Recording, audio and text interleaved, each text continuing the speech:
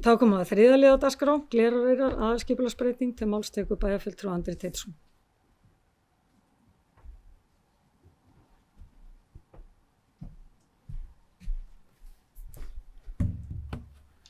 Forseti, ágætu bæjarfulltrúar.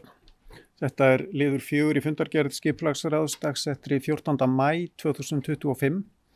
Lögð fram að nýju að lokinni auglýsingu samkvæmt 1. málsgrein 31. greinar skipulagslaga tillaga að breytingu á aðalskipulagi sem nær til svæði sem afmarkast af götunum Borgarbraut, Glerárgötu, Þórunnarstræti, Byggðavegi og Klettaborg.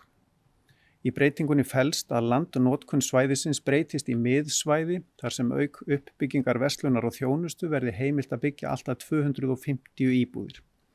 Þá er einnig gert ráð fyrir jöfnunarstöð strætó á svæði milli Borgarbrautar og Glerár á 0,2 hektara svæði og lega stofnstígs breytist.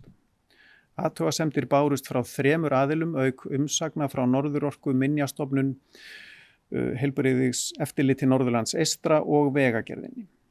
Afgreiðslu málsins var frestað á fundi ráðsins þann 9. apríl 2025 en er nú lagt fram að nýju ásamt umsögn umhverfis- og mannvirkjaráðs athugasemdir sem bárust vegna fyrirhugarar jöfnunarstöðvar strætó við Borgarbraut. Er jafnframt lögð fram tillaga skipulagsfulltrúa að umsögn efni innkominna athugasemda og umsagna. Skipulagsráð leggur til við bæjarstjórn að hún samþykki framlagða tillögu að breytingu á aðalskipulagi Akureyrar 2018 til 2030 samkvæmt 1. málsgrein 32. greinar skipulagslaga og jafnframt tillögu að umsögn efni innkominna athugasemda og umsagna. Takk. Þá er bæjarfulltrúi Andri Teitsson lokið máli sínu og orðið er laust. Næstektur máls bæjarfulltrúi Sunna Hlín Jóhannsdóttir. Forseti, ágætu bæjarfulltrúar, ég ætla bara að gera grein fyrir atkvæðið mínu hér. Ég ætla að samþykkja þetta. Ég er bara spennt fyrir uppbyggingunni á Glerártorgi en minna spennt fyrir jöfnunarstöðinni á þessum stað og er ekki ennþá sannfærð að það sé rétt staðsetning, en ég ætla að samþykkja þetta þar sem að mér finnst íbúar uppbygging við Glerártorg mjög spennandi. Takk fyrir. Þá er bæjarfulltrúi Sunna Hlín Jóhannsdóttir lokið máli sínu og orðið er laust. Næstektur máls bæjarfulltrúi Jón Hjaltason.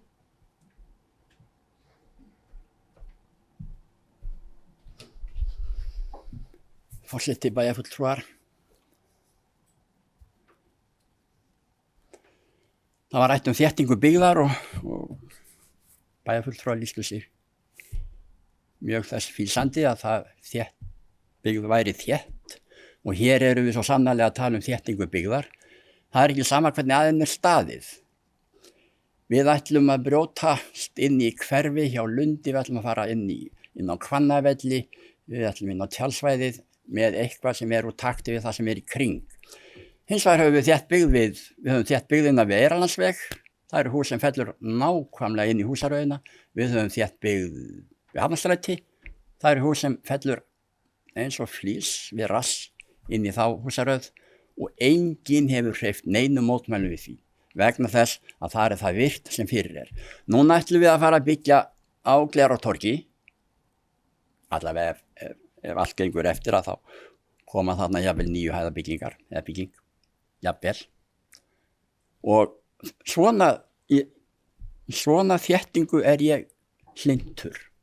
Þarna er ekki verið að brjótast inn í hverfi, það er ekki verið að brjóta upp neina hverfismynd. Þarna ætlum við að byggja